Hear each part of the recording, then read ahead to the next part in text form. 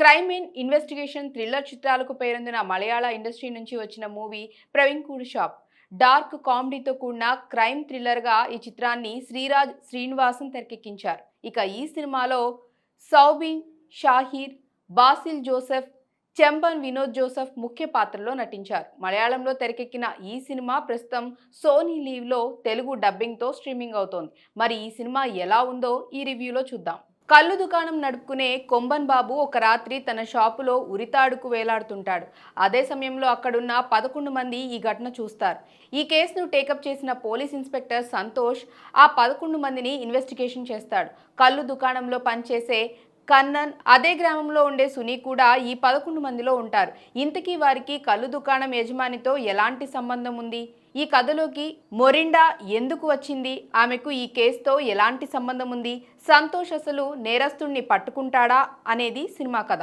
అనుమానాస్పద స్థితిలో వ్యక్తి చనిపోవటం, దానిని ఇన్వెస్టిగేట్ చేసేందుకు పోలీసులు రావటం, చాలా రొటీన్ టెంప్లెట్ కథతోనే ఈ సినిమాను నడిపించారు. కానీ నెరేషన్లో దర్శకుడు శ్రీరాజ్ శ్రీనివాసన్ ప్రేక్షకులను ఏ విధంగా అయితే ఎంగేజ్ చేశాడో అదే బాగుంది. డార్క్ కామెడీని జోడించి ఓ సింపుల్ క్రైమ్ థ్రిల్లర్ కథను ముందుకు తీసుకెళ్లిన విధానం బాగుంది.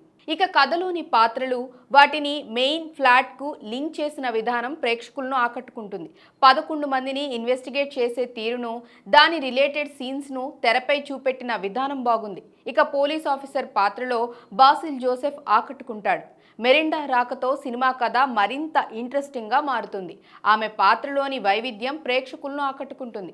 కథలోని ప్రీ క్లైమాక్స్ను దర్శకుడు ఎంత బలంగా రాసుకున్నాడో క్లైమాక్స్ను అంత తేలిగ్గా ముగించాడు. హత్య వెనకాల ఉన్న ట్విస్ట్లను రివీల్ చేసిన విధానం బాగుంది. సినిమా ప్రారంభంలో హత్య జరగటంతో అక్కడున్న వారు చేసే చేష్టలు కొంతమేర ప్రేక్షకులను మెప్పించవని చెప్పాలి. ఇక ఇన్వెస్టిగేషన్ ప్రాసెస్లో రిపీటెడ్గా ఒకే విధమైన సీన్స్ రావటం ప్రేక్షకులను మెప్పించదు.